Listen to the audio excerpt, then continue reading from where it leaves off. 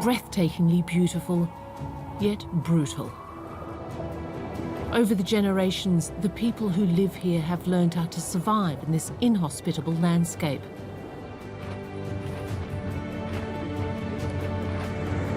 We travel through the Arctic. From Svalbard to eastern Siberia.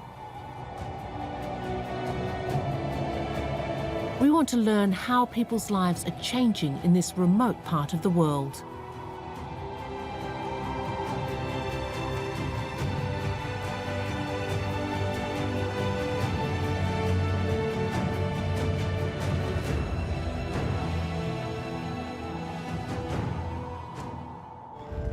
Cruising through the Arctic Ocean at 20 knots an hour. We're aboard the Sapphire Princess, one of the big cruise ships now touring the Arctic with increasing frequency. An Arctic adventure has never been easier or more comfortable, provided you're willing to share the experience with many others. Just before 7 a.m, we cross into the Arctic Circle and see its rugged nature without being exposed to it. As adventures go, it's Arctic light, though that'll soon change. Why did you get up so early in the morning? To go to the gym. You're coming from the gym. Yeah, but I didn't realize that it was going to look like this, and it's fantastic. Being out here is inspirational. It really helps you to get closer to nature, and that's a good thing. I think if people thought more about that, they wouldn't be tossing their garbage around and driving big SUVs. Well, my wife wants to see the Northern Lights, but I'll be, hope we don't disappoint her. But does that mean you stay up all night? I won't, she can. The Arctic landscape is harsh and forbidding, yet it's one of the most fragile ecosystems on the planet.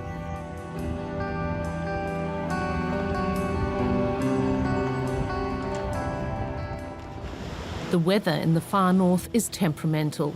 The ship with its 18 decks starts to rock from side to side.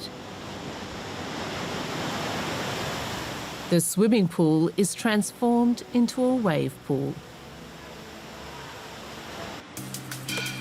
Below deck, they're still cooking up a storm.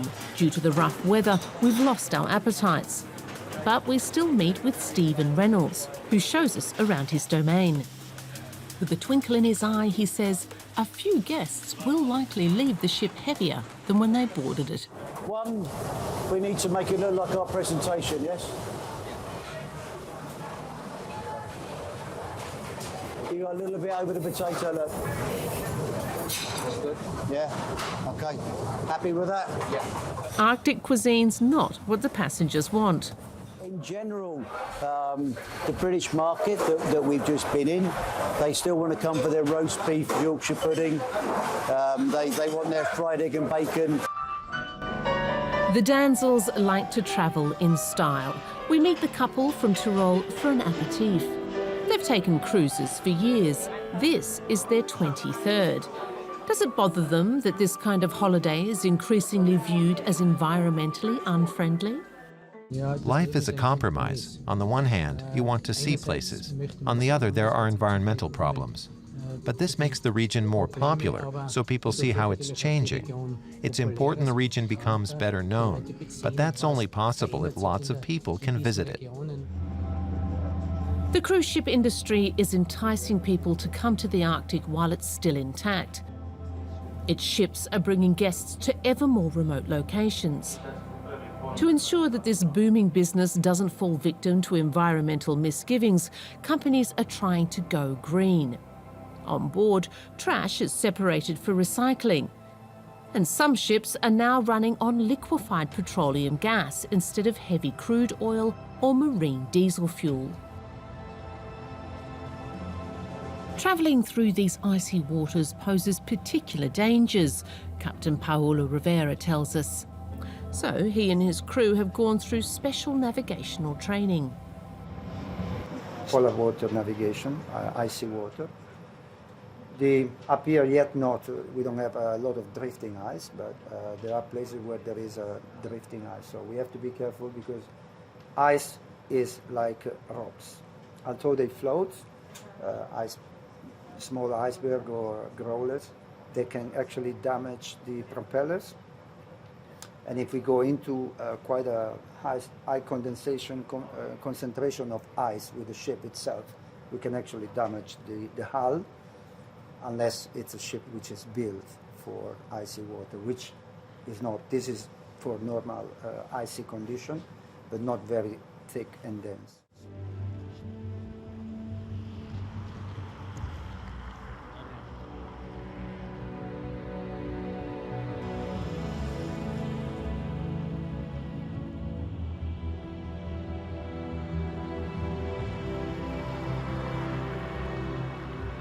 This evening we catch a glimpse of one of the Arctic's most fleeting attractions, the Northern Lights. The Aurora Borealis once inspired belief in the supernatural. Now it's something tourists film and post on social media.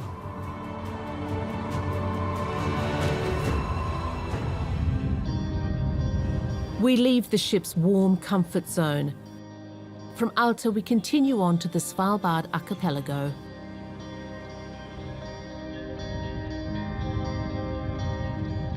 In summer, huge cruise ships come here carrying thousands of passengers. In the off-season, smaller ships dock here not far from the North Pole. It's no longer just well-equipped explorers who are venturing this close to the North Pole. The number of tourists has doubled over the last decade. Each year, 70,000 visitors descend on Longyearbyen, a town of some 2,000 residents.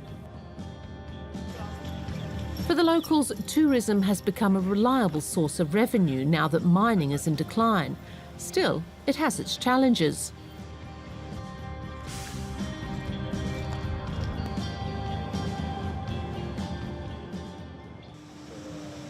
Svalbard's search and rescue teams say the number of distress calls has increased, along with people's expectations. We accompany the air rescue team on a training mission. Wearing a protective suit is mandatory. Should we fall into the icy cold water, it would keep us from getting hypothermia, at least for a few minutes. Snorre Hagen is in charge of the 2 Puma helicopters stationed on Svalbard. Each of them can transport as many as 20 people in an emergency.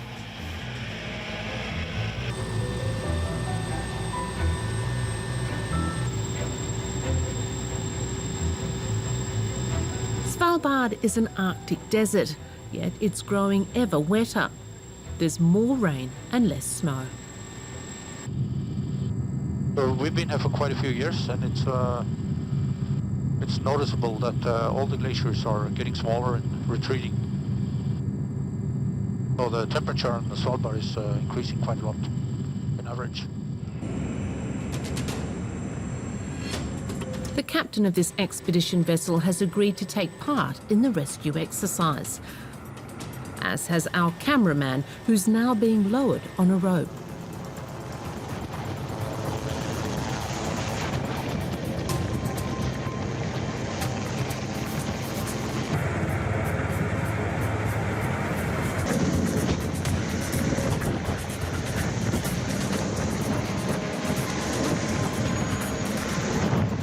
The ship's crew also takes part in the exercise. They know the importance of such manoeuvres in an emergency.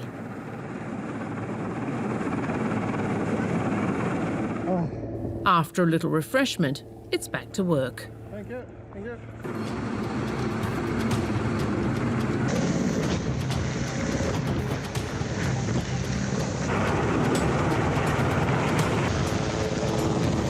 If a ship gets in trouble, Snorre's crew rescues the passengers one by helicopter.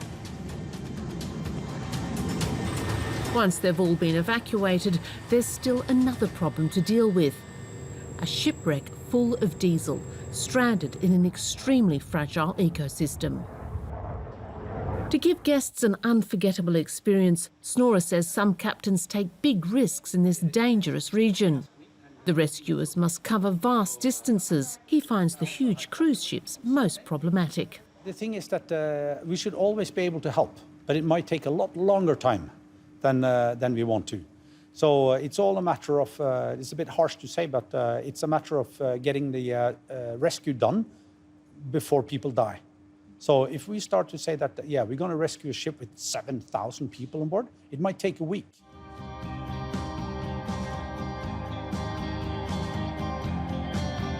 People here say that tourism needs to be steered in the right direction to ensure that Svalbard's spectacular nature is protected and that all visitors return home safely. Maybe hold it around the pole or whatever. Yeah? I just point at the sign or whatever. Norway has sovereignty over Svalbard, but the archipelago is a visa-free zone. Russia has an Arctic outpost here in Barentsburg. To reach it, we must take a boat.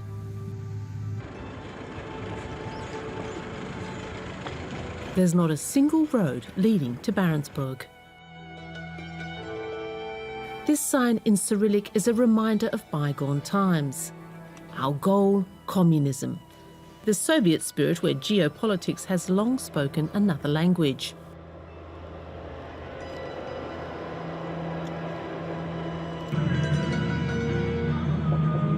Valery comes from eastern Ukraine, a region plagued by divisions and a war backed by pro-Russian forces. He works on Svalbard for a state-owned Russian coal company.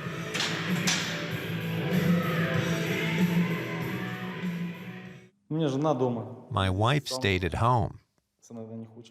I'm here alone. There aren't any jobs for women here. They can't earn much money here. Mining coal is hardly profitable anymore, but prospectors are drawn by other natural resources. It's believed there are huge oil and gas reserves off Svalbard's coasts. Norway and Russia disagree on who they belong to. Russia's Consul General on Svalbard serves us tea. Sergei Gushkin says his country has a good neighbourly relationship with NATO member Norway. Such conciliatory tones are rare in Russian diplomacy these days. Gushkin says the Arctic climate is too harsh for conflicts, though the friendship proves short-lived when it comes to oil. Do you have any idea what huge profits that would generate? In the billions. Everything here will turn to gold if the Russian interpretation is applied. That's why we haven't been able to come to an agreement with the Norwegians about this. Once an oil or gas field is found here, the legal disputes will certainly start. A few nautical miles away in the Barents Sea, Russia stages military manoeuvres. That fuels worries here that worse things than legal action could happen. Even if here on the hillside they invoke world peace.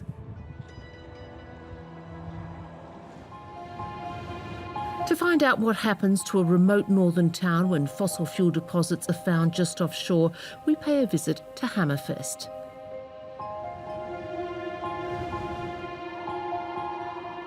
In winter, Norway's far north is plunged into darkness for 2 long months.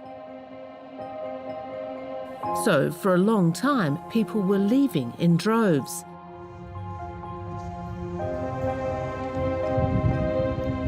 But then along came Snow White. That's what they call the natural gas field off the coast from Hammerfest. Since 2007, Snow White has been a fairy tale dream come true for the town's finances. And the high wages paid have attracted many skilled workers. This is a good morning for Anna. Her little daughter, Ava, doesn't make a fuss when she's dropped off at daycare.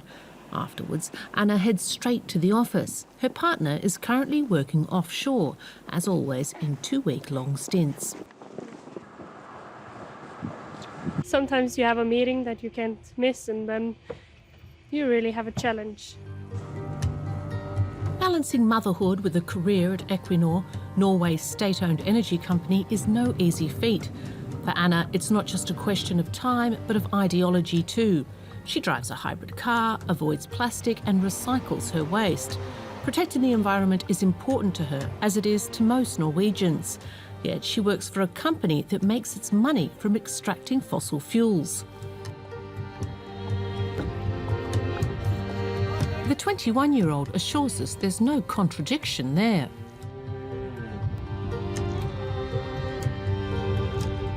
At this plant, Equinor liquefies natural gas and puts it into tanks. It also operates a pilot project. The firm separates the CO2 from the natural gas and pumps it back into the ocean floor. This process reduces the amount of harmful greenhouse gases making their way into the Earth's atmosphere. Norway cites such projects as proof of its green credentials. Yet it continues to award exploration drilling licenses in the Arctic Ocean, and its finances count on petrodollars. Environmental activists call that hypocritical.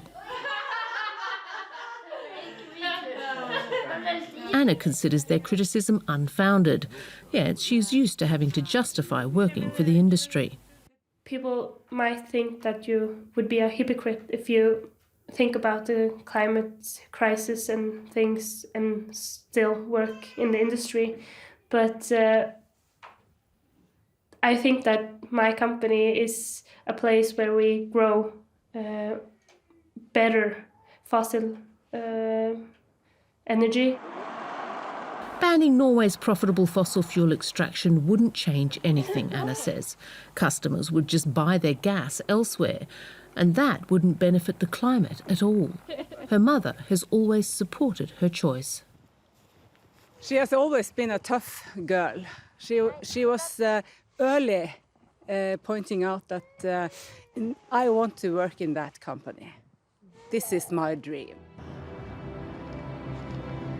Norwegians are serious about protecting the environment. However, they're unwilling to give up selling oil and gas anytime soon, because that's what's made Norway into one of the richest countries worldwide.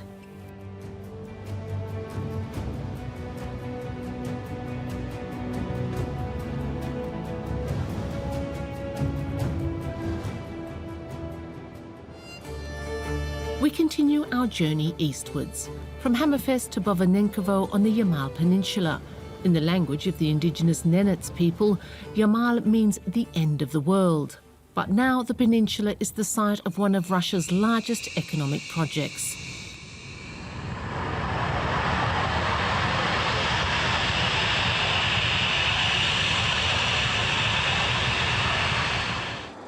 We're just in time to witness them tapping a new gas source. Russian energy giant Gazprom has developed the Bovanenkovo gas field in record time. Sergei Salanchev won Gazprom's Best Welder title in 2015. He's accustomed to metal, fire and heat. But here he must deal with other elements too.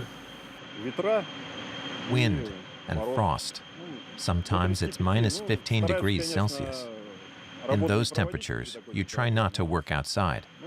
But sometimes there's an accident, and you have to go out and work, whether you want to or not. Gazprom has created a small town for 3,000 workers in this secluded part of Siberia. We were only allowed to visit Bovanenkovo after receiving special permission from the state-owned Russian company. It took weeks of emails and phone calls to get it. The workers are made to feel like heroes. They're serving their country's aim to make the Arctic lucrative. But Sergei tells us the main reason they're all here. On average, workers in northern Siberia earn roughly double the amount compared to the rest of Russia. Here, they work for 30 days straight. Then they have 30 days off. Sergei's family lives a day's journey away from Bovanenkovo. Sometimes it's hard, especially at the end of your stint. Your morale sinks, and the monotony gets to you. But you pay a price for everything in this life, so this is quite okay. The warming of the Arctic is a boom for Russia's economic ambitions. The section of the Northeast Passage along Russia's coast is now ice-free more often, making it easier to export Siberian gas. Goods coming from China by boat can also reach Europe quicker. And Russia plans to profit from this.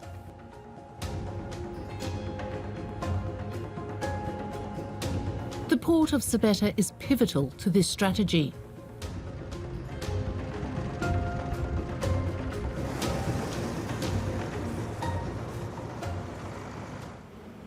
But that doesn't leave much room for these nomadic reindeer herders.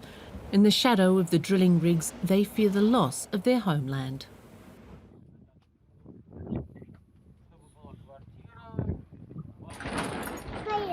We're visiting the Vanuatu family.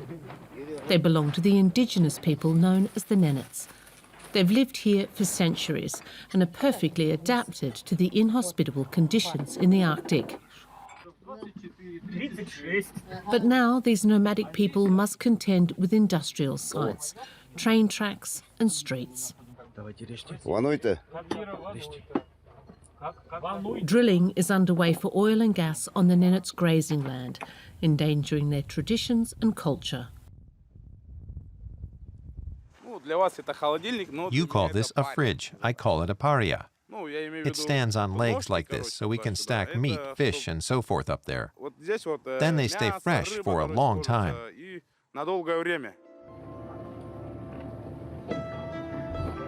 The gas companies now have a Nenets commissioner who acts as a mediator between heavy industry and the indigenous people.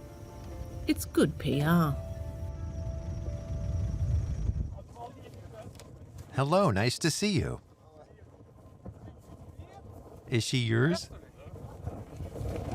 How many do you have?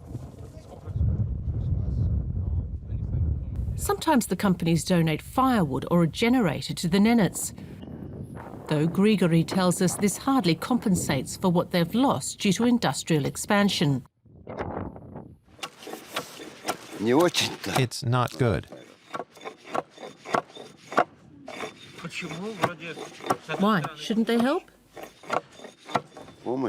They should help, but we've surrendered so much of our land to the gas workers. There's no longer enough grazing land, not here nor in the south.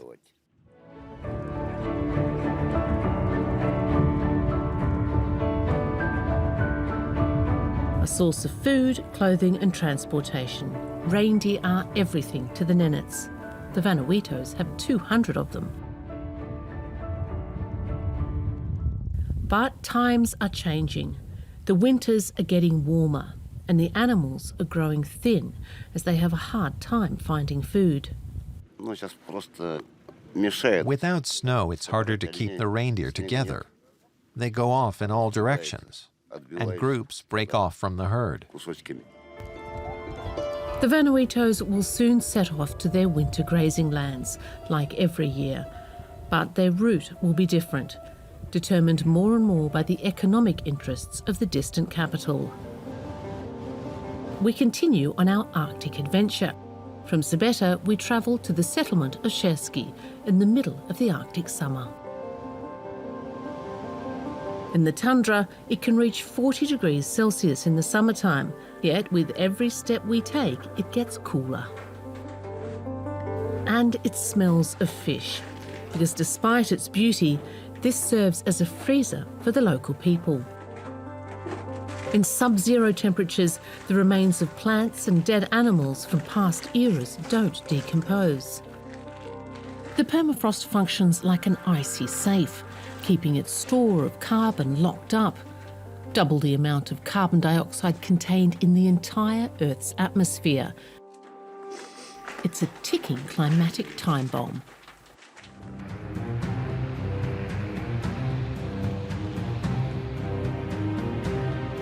Sergei Tsimov thinks he knows how to keep it from going off. But first, the Russian scientist wants to show us the problem. He takes us for a ride on the Kolyma River, which is frozen over most of the year.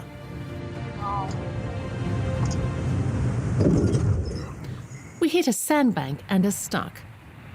Sergei Tsimov, a highly regarded member of the Russian Academy of Sciences, has to get out and push. Our cameraman steers while I film.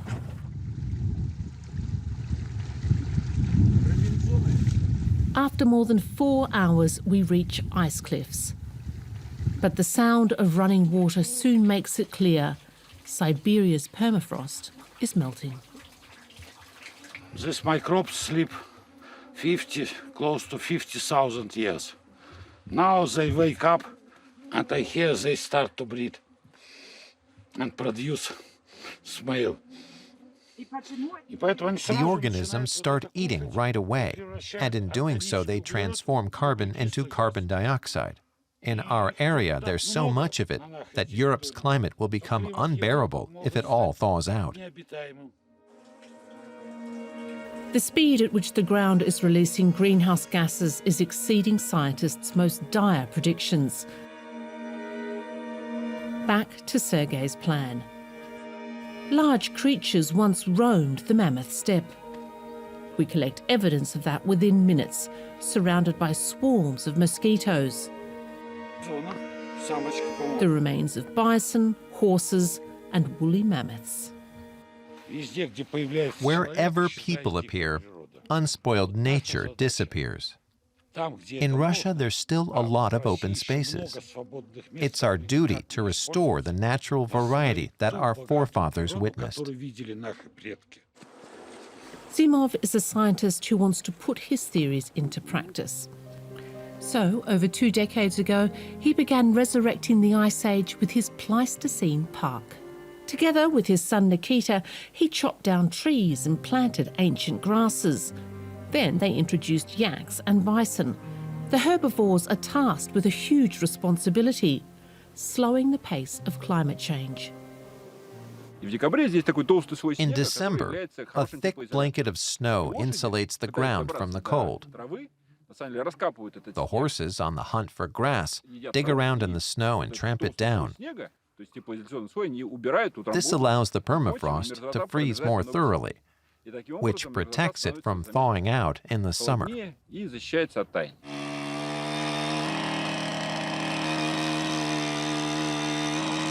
The animals pack down the earth, which is then able to store the cold better.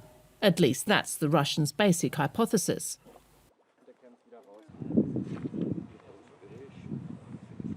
Sergei Simov puts it more bluntly. He calls his park a battlefield.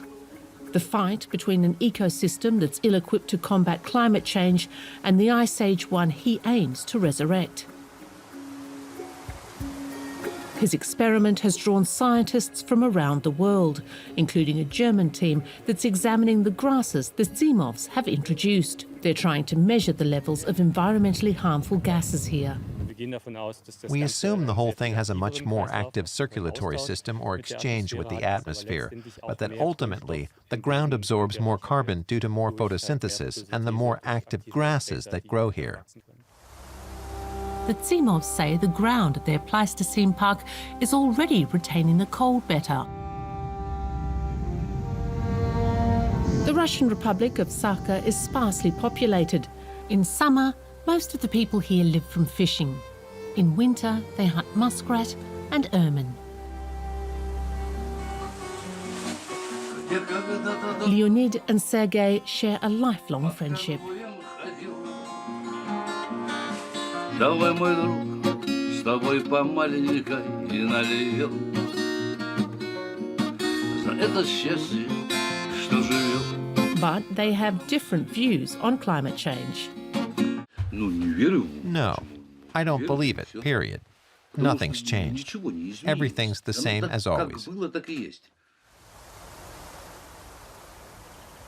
Yet, just months before, the banks of the permafrost behind Leonid's house melted, causing an entire lake to slide into the Kolyma River. There are billions of lakes like that, where the water flows in or out. That's normal. It doesn't have any effect on nature. On my life, yes, but not on nature. Simov says that long ago some people refused to believe the Earth was round. Today, some refuse to believe climate change is happening, or it simply doesn't bother them. Russians don't fear global warming. They'll say, we're looking forward to it and preparing for it.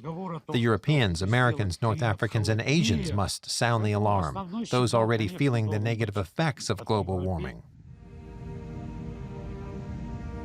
The Simovs' aim is to recreate the steppe landscape that existed in the Arctic 12,000 years ago, a return to the Ice Age. They want to create an ecosystem that can regulate itself, whether to live or die, eat or be eaten.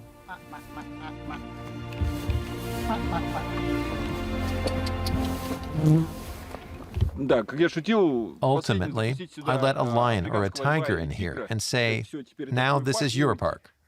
Then I turn around and leave. That's a joke, but I do want the system to become balanced, resistant, and expand on its own beyond our current borders.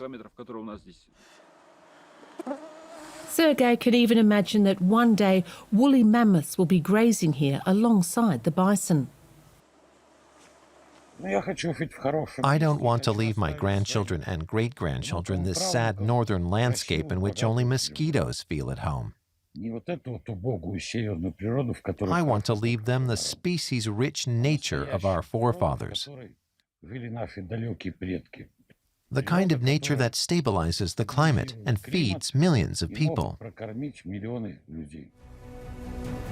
Sergei has often been accused of playing God, but he argues it's just the opposite. He's simply trying to restore what humanity began destroying centuries ago. The last stage of our journey takes us to Chukotka, in Russia's far east. From the town of Anadja, we travel to Van Karem, with a stop in Egvikinot.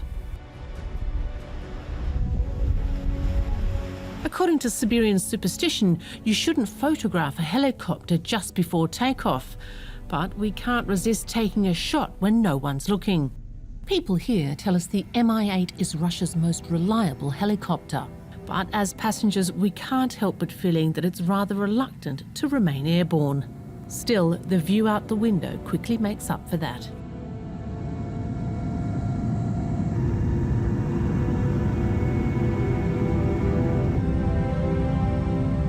After an hour and a half, we land in Egvikinot.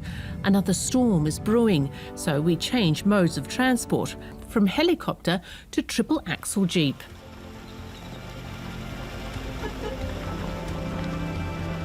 We'll need the six-wheel drive.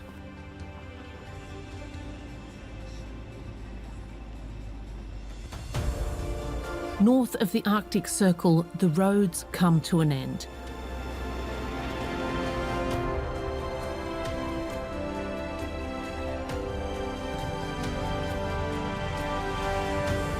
We're travelling 200 kilometres as the crow flies.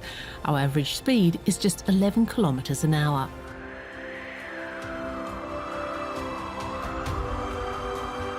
As the uppermost layer of the permafrost has thawed, driving here is like taking a mud bath. Sometimes the riverbed isn't as bumpy as the road running alongside it.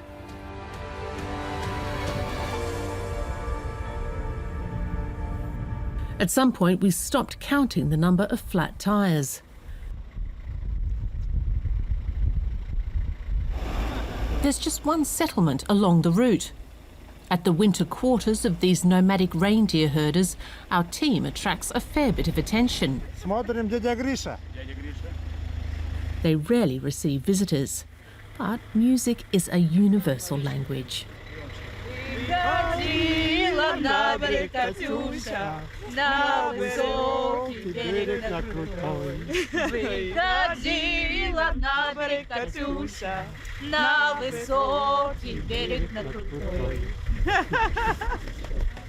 We're in the Chukotka Autonomous Okrug, home to the indigenous Chukcha people. Double the size of Germany, it has just 50,000 residents.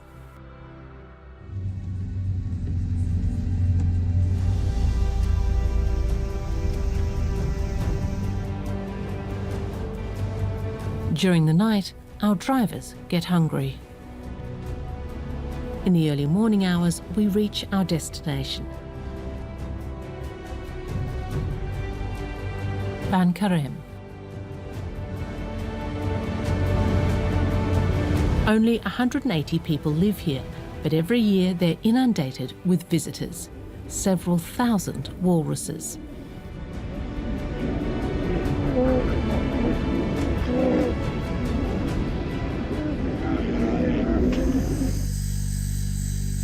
We spend the next few days with Sergei Kavry, a member of the indigenous Chukchi people.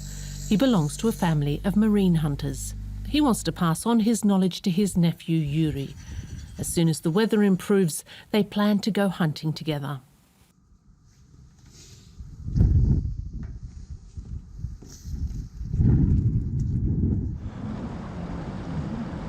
Sergei tells us that the Chukchi live from walruses.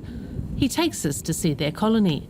Sergei has noticed changes in the marine mammal's rhythm of life. He says the walruses, which can weigh several tons, are spending longer periods on land. Lounging around on the ice is no longer an option.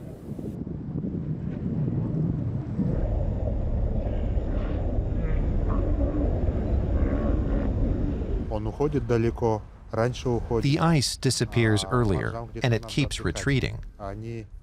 But the walruses need to have somewhere to rest. They take a holiday with us in Vankarem from August to October. But panic keeps breaking out among the walruses.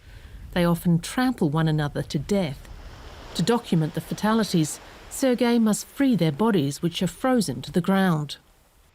The extensive spread of civilization in the Arctic, the use of the Northeast Passage, the increase in military technology, and even tourism are possible causes.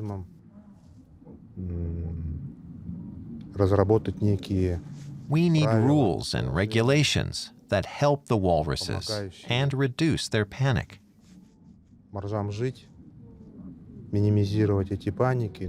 Another reason why the walruses get spooked can be seen up on the cliff. Sergei says he's counted some 200 polar bears around Vankarem. The Chukchi have always lived alongside polar bears, so Sergei knows when it's best just to leave. The polar bear is suddenly looking too interested in us. In our religion, we believe that you're descended from an animal. My brother, for example, descends from a polar bear. They told me, to my great disappointment, that I'm the descendant of a wolf. Not too long ago, a polar bear scented something edible right in front of Sergei's kitchen window. The more their habitat melts away, the closer these predators get to humans. That's why even the smallest children here learn how to use a flare gun. Once a year, Sergei pays a visit to the primary school in Vankarem. Here, he teaches children how to avoid a confrontation with a bear. A bear. A bear, right. And who can tell me which direction the bear went? North. Children can go to school in Vankarem until the 5th grade. After that, they must attend boarding school. Far from home. People here say that during that time, they often forget their own culture and language.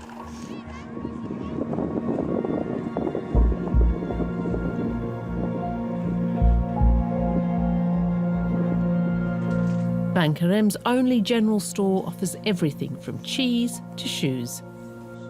But no alcohol, at least not officially.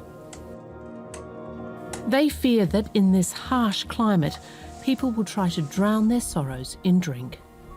There's a saying in Chukotka, here the weather's bad 1 month of the year, very bad for 2 months, and for 9 months, it's awful. Yuri lives in the town most of the time. He works as a heating technician and has a wife and child. I don't know what it is, but something keeps drawing me back here. Here I forget my fear and my sorrows.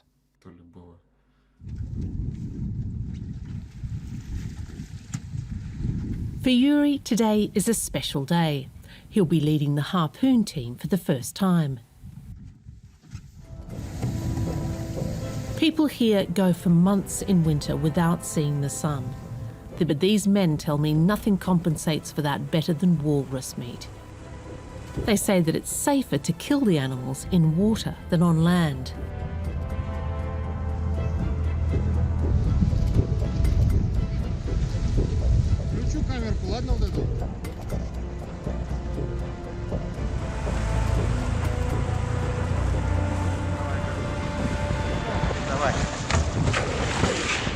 indigenous people, the Chukcha, are permitted to hunt walruses to meet their own personal needs, even though they're faced with extinction.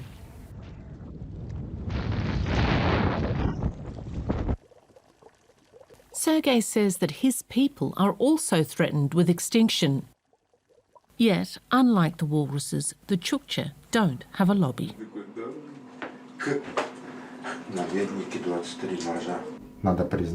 Whether in this region or any other, the few indigenous peoples on this earth have never inflicted great harm on nature. And that's something you can't say of white people. Our journey along the Arctic Circle ends here, where only the Bering Strait separates Russia from Alaska. We fought our way through thousands of kilometres of this bleak and inhospitable landscape. People here have long braved the elements and forces of nature, but now they're confronted with immense changes which will alter their lives, their homeland, and our world forever.